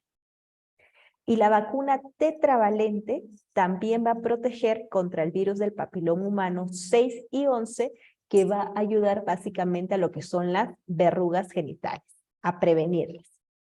La tercera vacuna es la nonavalente, que incluye protección contra el VPH, todos los que mencionan acá, pero aún no se encuentra disponible en el mercado. ¿Ya? Entonces, generalmente trabajamos con las dos primeras, la tetravalente, la bivalente y la tetravalente también. ¿Ya? Muy bien. Entonces, vamos a pasar al conjunto de imágenes de lo que es en relación a este tamizaje de la inspección visual con ácido acético. ¿Ya? Pero antes de pasar a estas imágenes, quiero mostrarles un video de cómo es la toma correcta de este examen, para que tengan una idea más o menos qué es a lo que me refiero. ¿Sí? A ver, vamos a dejar de compartir la pantalla por unos minutos para poder compartirles lo que es el video. A ver, denme un minuto, voy a buscar un ratito, por favor. Un poco de paciencia.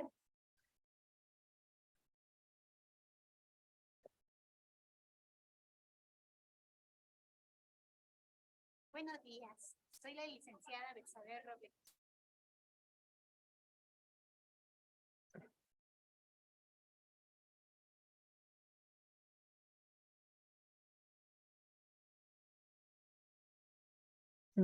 Ya ubiqué el video, vamos a compartirlo, a ver, a ver.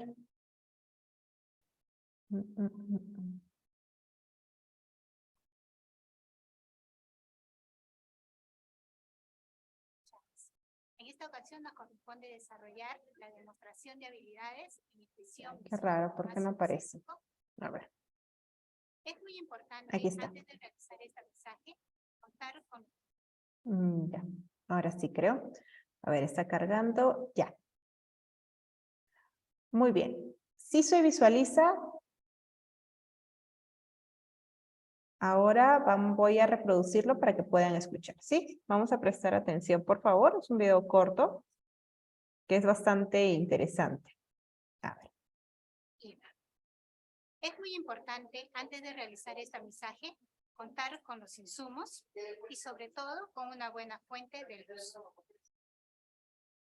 Luego procedemos a calzarnos los guantes. Estos necesariamente no tienen que ser estériles, pueden ser simplemente limpios.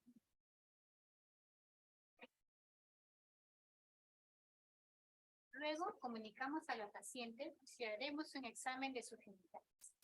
Y con la ayuda de los dedos meñiques, descubrimos a la paciente. En este momento observamos toda la zona genitoanal. Monte de Venus, la distribución del veno púbico, Observamos la piel, si existe o no decoloración, laceración o alguna otra alteración que nos indique un proceso infeccioso o una sospecha de cáncer. Terminada la observación, pasamos a la palpación de los genitales. Con nuestra mano izquierda y nuestros 2 dedos a modo de pinza, ubicamos la uretra. Hacemos una leve presión e identificamos si existe o no secreción. Palpamos las glándulas uretrales o de Pesquén. Descendemos palpando los labios mayores, labios menores y finalmente las glándulas de Bartholin. Con la ayuda de nuestro dedo índice, deslizamos suavemente por el introito vaginal buscando la presencia de condilo. Finalmente, observamos la zona perianal en busca de alguna lesión. Luego procedemos a colocar el espejo, utilizando la mano derecha. Con la ayuda de 2 dedos de nuestra mano izquierda, hacemos una leve depresión, colocamos el espéculo en un ángulo de 45 grados, giramos, cambiamos de mano, buscamos el cuello uterino, giramos y con la ayuda de un hisopo limpiamos la sepsis. Es muy importante en esta etapa que el cuello esté completamente visible y centralizado. Retiramos la secreción y desechamos. Luego nos hacemos la siguiente pregunta. ¿Es un cuello aparentemente normal o sospechoso de cáncer? Si es aparentemente normal, visualizamos la nueva unión escamo-columnar. Solo si esta es visible, procederemos con el tamizaje. Pero antes de continuar, es necesario fotografiar mentalmente todas las características del cuello. Luego, comunicamos a la paciente que le colocaremos la solución de ácido acético, empapamos el hisopo, colocamos con una leve presión continua durante 1 minuto.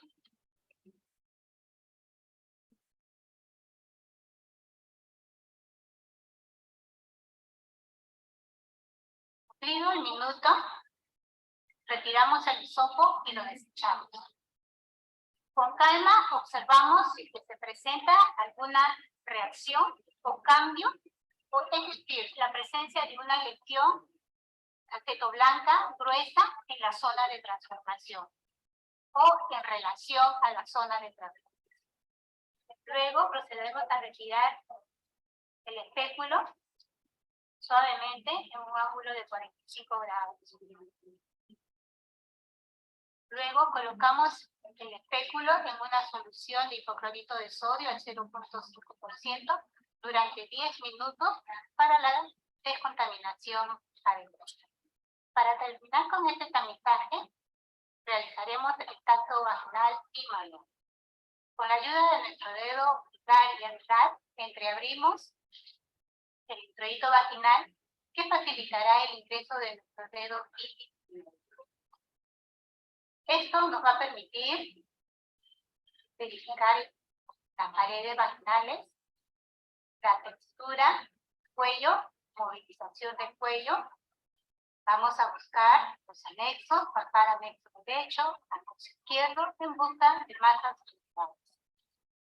Finalizamos retirando la mano y con la ayuda de los meñiques cubrimos al paciente. Luego le pedimos que retroceda, que nos espere unos segundos mientras nosotros nos enjuagamos los guantes y los desechamos. Luego ayudamos a la paciente a que se reincorpore y le invitamos a que se vista. Mientras nosotros nos lavamos las manos para finalmente poderles entregar los resultados de este tamizaje en el equipo. Bueno, esto es todo por ahora. Les invitamos a que continúen con el siguiente capítulo.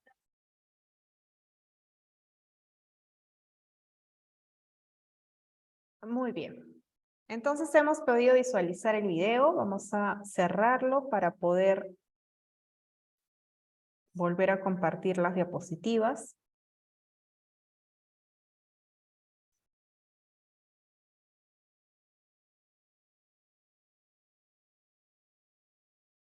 Ya. Entonces hemos visto este pequeño video, que es la toma correcta de lo que es el examen de la inspección visual con ácido acético o IVA, ¿no? Es un video del Instituto Nacional de Enfermedades Neoplásticas o INEN, que justamente nos especifica aquí la colega, ¿no? ¿Cuáles son las partes para realizar este tipo de examen? Es muy importante realizar lo que es el lavado de manos, como bien sabemos, antes de realizar el procedimiento y asimismo después de realizar el procedimiento. Y asimismo también vemos en el video que antes de realizarle lo que es la evaluación del cuello uterino, hace una evaluación ginecológica, ¿no? Una evaluación tanto de los genitales internos como de los genitales externos para poder identificar si tal vez hay algún tipo de hallazgo, ya sea alguna infección que se haya contagiado esta paciente, ¿no? Y que se esté desarrollando a nivel de los genitales. Y posterior a esta evaluación es cuando ahí recién coloca el espéculo vaginal para poder tener una visualización de todo lo que es las paredes vaginales y el cervix, ¿no? Entonces, siempre es importante también, colegas, explicarles paso a paso el procedimiento que tú vas a realizar y cuáles son los materiales que tú vas a utilizar, que vas a emplear para ese tamizaje, ¿ya? Entonces, eso también es bastante importante. Muy bien. Continuamos entonces con las imágenes que les quiero mostrar, que son bastante importantes también en relación a este tamizaje que es el IVA. Aquí en esta primera imagen nosotros estamos visualizando lo que es un cuello uterino que han ubicado con ayuda del espéculo y que básicamente después de haber colocado lo que es la solución acética, podemos delimitar lo que es el orificio cervical externo y asimismo la aparición o los hallazgos de una lesión acetoblanca de bordes bastante regulares y definidos que se expanden hasta la comisura posterior del cuello uterino, ¿no? Abarcan un más del 75%. Asimismo, también hay presencia de unas pequeñas úlceras sangrantes, no úlceras, pero aparición de unas pequeñas, aparición de sangre, se podría decir, al momento de haber colocado esta solución. Entonces, acá nosotros podemos decir que este examen de esta paciente que le han realizado sería un IVA positivo, ¿no? Que hay lesiones precancerosas en el cuello uterino que no indicaría exactamente que sea un cáncer. Ojo. Aquí en esta figura de la mano derecha, bueno, podemos ubicar lo que es el orificio cervical externo, la unión escamo-columnar nueva que está cerca entre la zona de transformación y el orificio cervical, la unión escamo-columnar antigua que está en relación al epitelio escamoso, ¿no? Original y al epitelio escamoso estratificado. ¿Y dónde está la zona de transformación? En esta parte de acá. A ver, acá vamos a ver. Acá.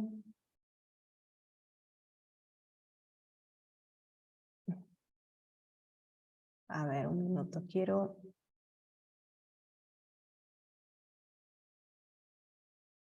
Ya. ¿Dónde está la zona de transformación? Acá. En esta zona de acá. Todo esto de acá, que estoy señalando con este plumón rojo, es la zona de transformación. ¿Ya? Esa es la zona de transformación. Muy bien. Vamos a cerrar.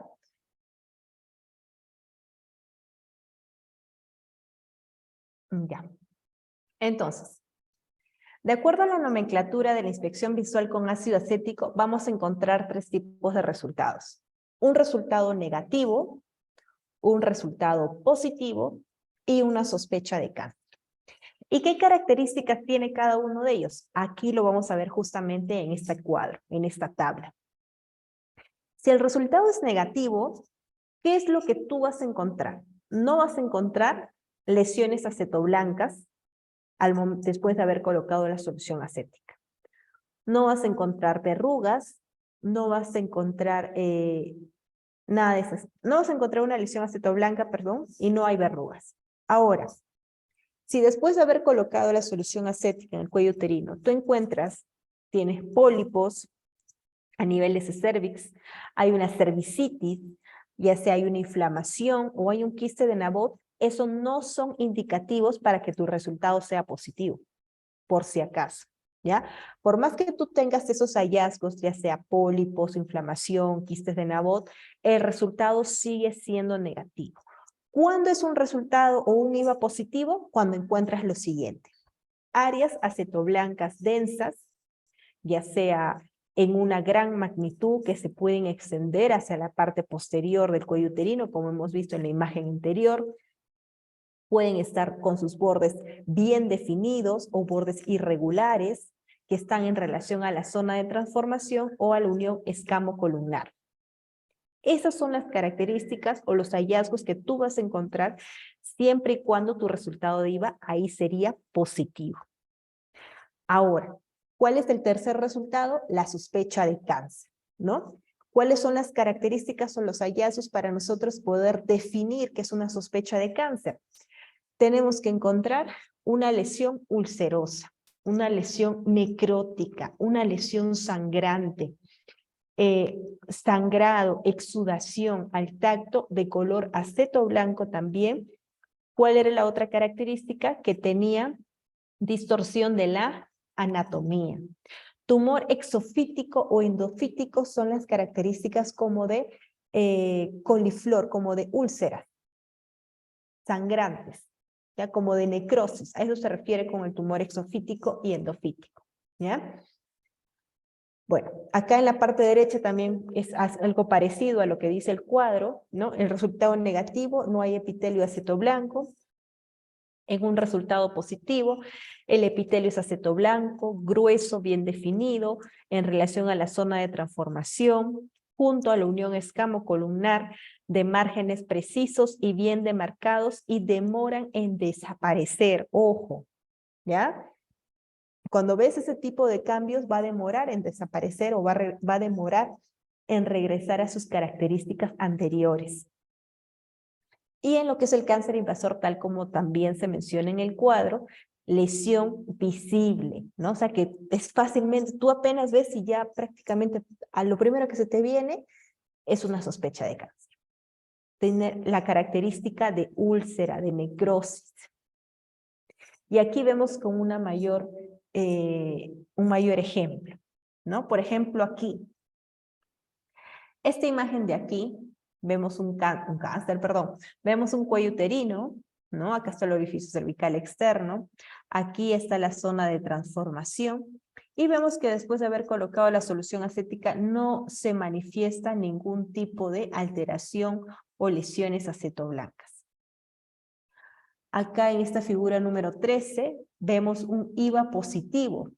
¿Por qué? Porque todo el epitelio acetoblanco se está desarrollando en la zona de transformación con aspecto sangrante, ¿no? En el cual indicaría que es un IVA positivo. Acá también ven cómo la lesión acetoblanca abarca casi el labio anterior del orificio cervical externo del cuello uterino. Este es un IVA negativo porque acá han colocado lo que es la solución acética, pero no vemos que haya presencia de bordes regulares acetoblancos. Igual, IVA positivo, ¿ven? Acá está el hallazgo, acá está la lesión acetoblanca. IVA positivo, aquí en esta zona de acá, donde ven los bordes, en esta zona es la característica del resultado. Acá también hay un IVA positivo, toda esta parte, como vemos, en la aparición de los bordes regulares, y aquí también, ¿no? Entonces, de esa manera nosotros podemos definir. Entonces, explicar los pasos para poder realizar este examen de IVA, como bien ha mencionado la colega, ¿no? Son 10 pasos diferentes. El primer paso, explicar el procedimiento a la paciente, ¿no? ¿Qué procedimiento voy a realizar? ¿Por qué lo voy a realizar? ¿Cuál es el beneficio? ¿Cuáles son las ventajas? Etcétera.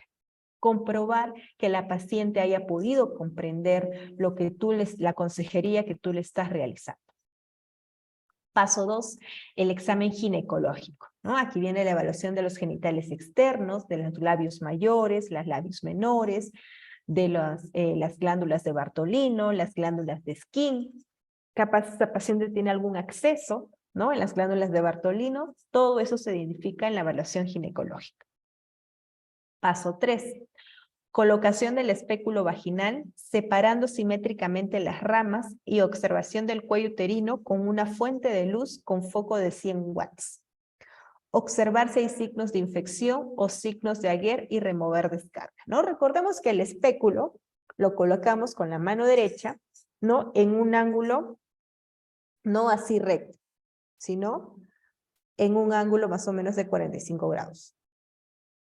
Lo ingresamos y una vez que esté dentro, lo giramos y lo ponemos en una posición recta. Y ahí es donde básicamente vamos a ubicar el cuello uterino y vamos a fijar el espéculo, si en caso es un espéculo de metal. Si es un espéculo descartable, no habría ningún problema. El paso 4, identificar la unión escamo-columnar y la zona de transformación. ¿Ven qué tan importante es saber cuáles son la unión escamo-columnar, la zona de transformación que hemos visto en la primera parte? Es muy importante, ¿ya? Ver si hay deformidades anatómicas, si hay lesiones benignas a nivel del cérvix, todo eso se evalúa. En el paso 5, aplicar el ácido acético o vinagre al 5% del cuello uterino con una torunda de algodón bien mojada, bien empapada con este ácido acético. Y esperar 1 minuto para ver si hay cambios. Pasa el minuto y se identifican ciertos hallazgos. ¿Cuáles son? Los que hemos visto en la tabla anterior. Si hay lesiones acetoblancas en la zona de transformación, si hay compromiso de canal, si hay presencia de úlceras, etc. El paso número 7, documentar los resultados en la hoja de IVA, ¿no? Con rayado de líneas oblicuas en caso de IVA positivo y sombreado en caso de cáncer. El paso 8, remover los restos de ácido acético y retirar el espéculo vaginal. El paso número 9, realizar un examen bimanual de la pelvis, tacto rectal previo consentimiento de la usuaria en caso de sospecha de cáncer. Y por último, el paso 10, explicar los resultados a la paciente. Si fue negativo, ¿cuándo le corresponde su siguiente control? Que sería en 3 años. ¿Ya? Entonces, practiquemos un poquito, ¿no? Como bien les mencioné, vamos a ver unos ejemplos más. A ver, vamos a dejar de compartir nuevamente. Ya. A ver, un minuto. Ya cargó. Entonces aquí, por ejemplo. Ya, vamos a ver aquí.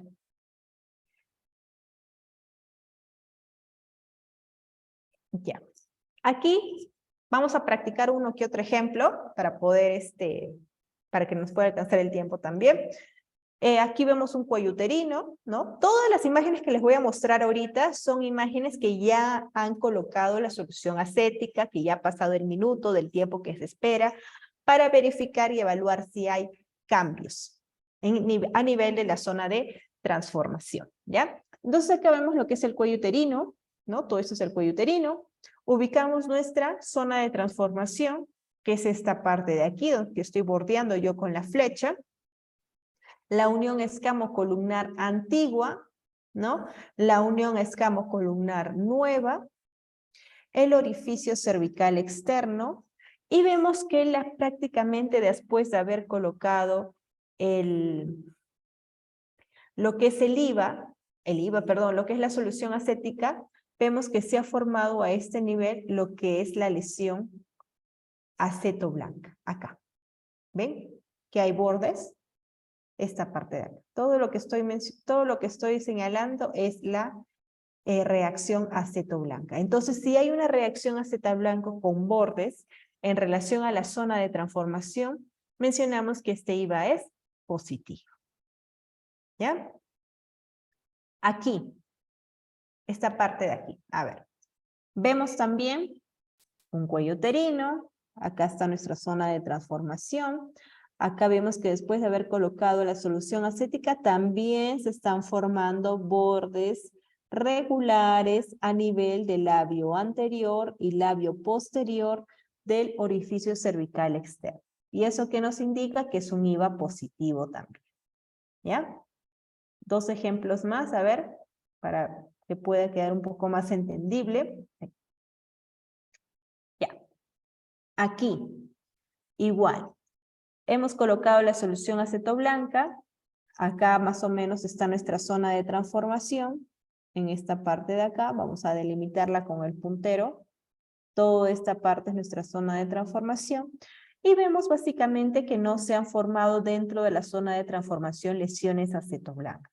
Obstetra, pero yo veo por acá blanquito, veo por acá también blanquito, pero eso está fuera de tu zona de transformación. Recuerda que tu zona de transformación es esta zona que yo estoy delimitando aquí con el puntero. Y aquí no se ven cambios acetoblancos, ¿ya? Entonces, por ende, el resultado sería negativo. Un último ejemplo. Ay, ya, aquí. Igual, ¿ven? Hemos colocado la solución acética. Acá al parecer hay un pólipo. Este debe ser el orificio cervical externo. Y vemos que las lesiones o los hallazgos acetoblancos empiezan desde esta parte de acá. Y miren, se agranda de tal manera que llega hasta la parte posterior del cuello uterino. Ingresa y sigue acá, delimita por acá, y llega hasta acá. Entonces ahí indicaríamos que sí hay hallazgos acetoblancos y el resultado sería un IVA positivo. ¿Ya?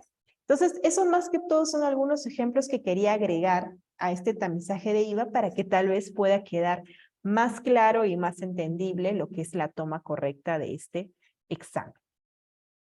Ya, vamos a dejar de compartir la pantalla nuevamente y regresamos otra vez a la continuación de las diapositivas.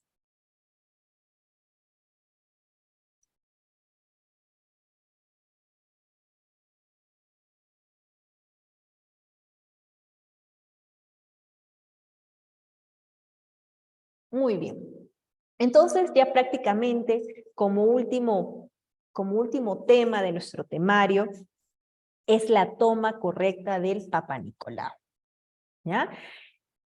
En la toma correcta del Papa Nicolau, nosotros antes de realizar este tamizaje, lo primero que tenemos que hacer es una consejería con nuestra paciente. Y para ello vamos a seguir los 4 pasos de la consejería que como bien ya conocemos. ¿Cuáles son estos 4 pasos? El primero es establecer una relación cordial con nuestra usuaria. Es decir, presentarnos, ¿no? Buenos días, señora María. En esta oportunidad le va a atender la obstetra Fabiola, ¿no? ¿Cómo se encuentra usted? ¿Qué tal, cómo está su estado de salud? ¿No? Una relación cordial, una relación amable, empática con nuestra paciente.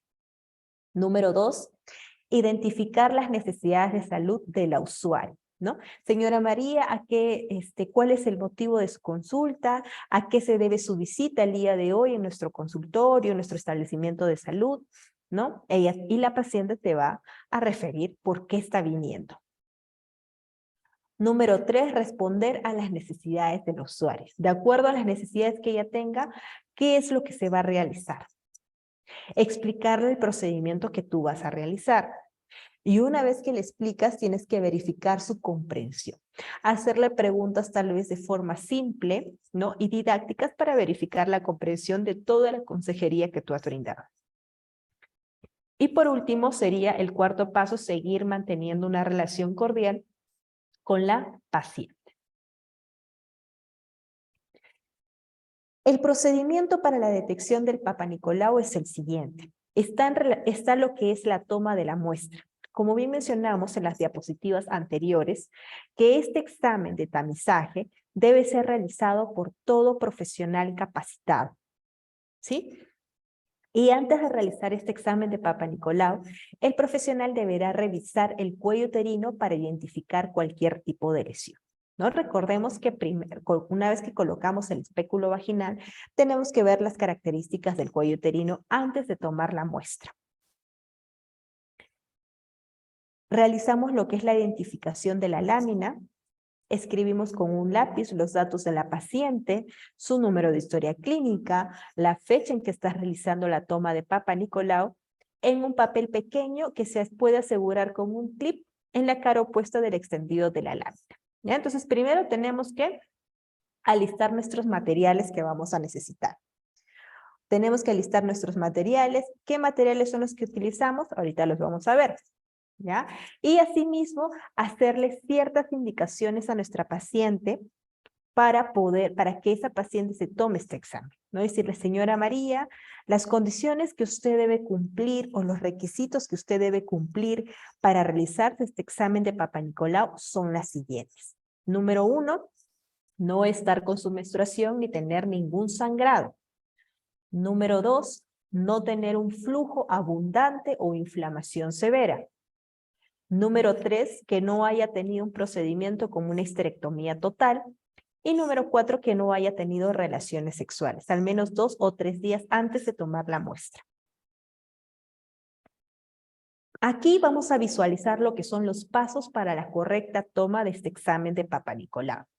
1, informar al usuario del procedimiento a realizar, preparar a la paciente, brindarle una bata, ¿no? Explicarle qué prenda es la que se tiene que retirar y que se coloque en posición ginecológica. Número 2, no realizar tacto vaginal previo a la muestra. Recordemos que la evaluación que hizo en el video también fue la parte externa de los genitales. En ningún momento introdujo la mano hasta adentro, ¿no? Lo que evaluó internamente fue la uretra, que fue en la parte anterior.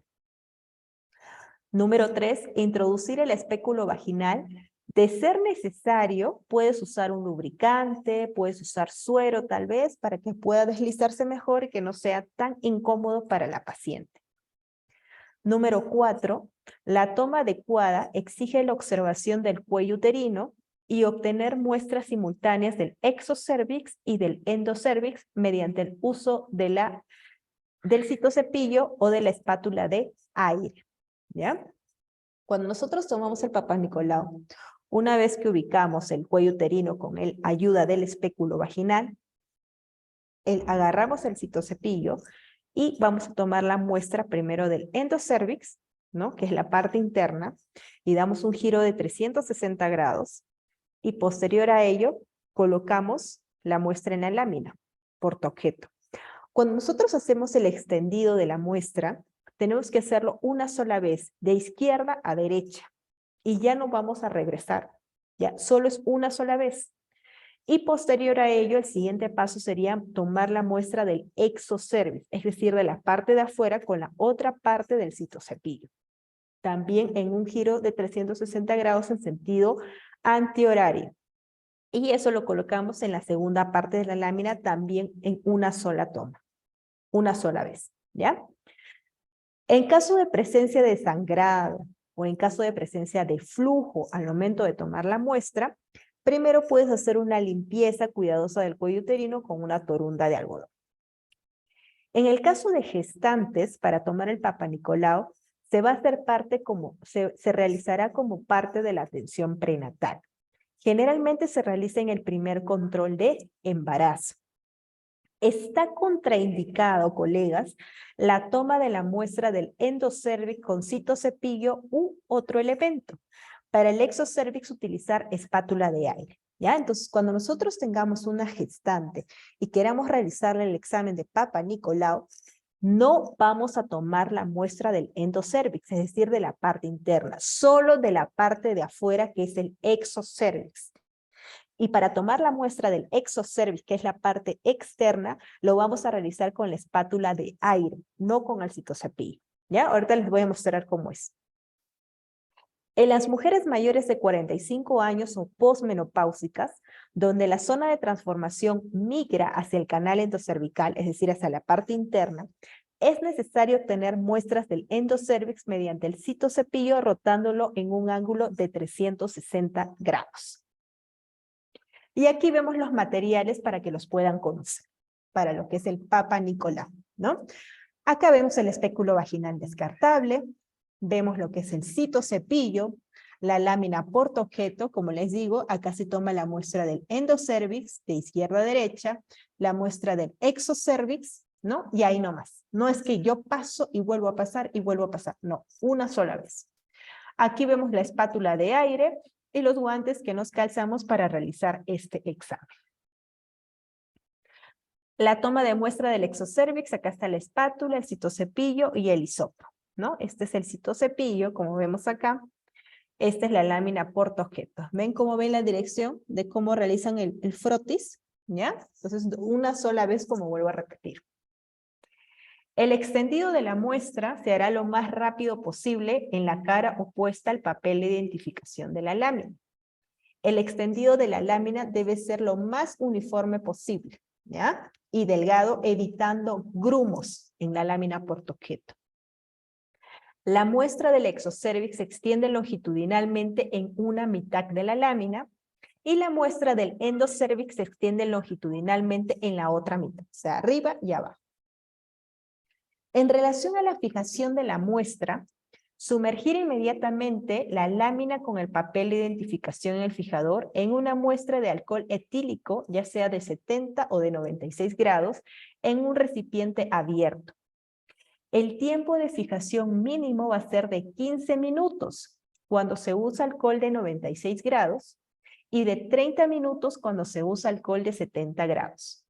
Luego retirar la lámina y colocarla en un depósito de madera, plástico o cartón hasta el momento que sea enviado a laboratorio. ¿Ya? Entonces, cuando nosotros tomamos la lámina de Papa Nicolau, tenemos ya nuestra lámina portaobjeto, el frotis citológico, lo sumergimos en alcohol en este periodo de tiempo que nos mencionan y hay que respetarlo.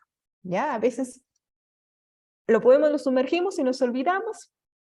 Y ya pasó más de 15, más de 30 minutos, hasta más de una hora y ahí recién nos acordamos. Entonces hay que respetar los tiempos establecidos, ¿sí? El recambio del fijador será diario. Como fijador se usará alcohol etílico no menor de 70 grados. Y el envío de la lámina de laboratorio de citología se hará en un tiempo no mayor de una semana. ¿Ya? Eso es lo recomendable. Para la protección del personal de salud y de los pacientes, todo el proceso de muestra de extendido, fijación y manipulación de las láminas se realizará con guantes descartables considerando todas las medidas de bioseguridad. ¿Qué errores hay que evitar, no hay que realizar cuando estemos realizando la toma de PAP? Una identificación inadecuada de la lámina, es decir, que hayamos hecho el frotis de forma inadecuada. El uso de lapicero o esparadrapo para la identificación de la lámina. Es por eso que estamos diciendo que estas láminas portaobjetos vienen acompañados de un papel medio tornasol, ¿no? En donde tenemos que rotular los datos de la paciente con un lápiz. La utilización de láminas sucias, que estemos tomando la muestra en una lámina sucia de esa paciente.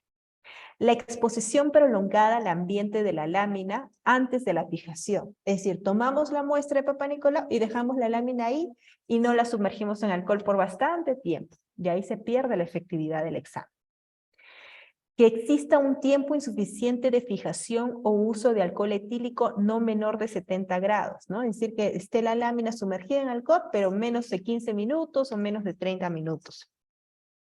Extendido hemorrágico, que en vez de que en esa lámina portaobjeto haya lo que es el examen citológico de las células que estamos tomando la muestra, haya sangre. Es una lámina no válida, ¿ya? No hay que realizar eso. Extendido grueso con distribución irregular de la muestra. Como bien mencionamos, la muestra se distribuye en el endocervix y el exocervix y tiene que ser tomado en la parte anterior y superior de la lámina, ¿no? Entonces, si alteramos esto, obviamente va a ser una distribución irregular.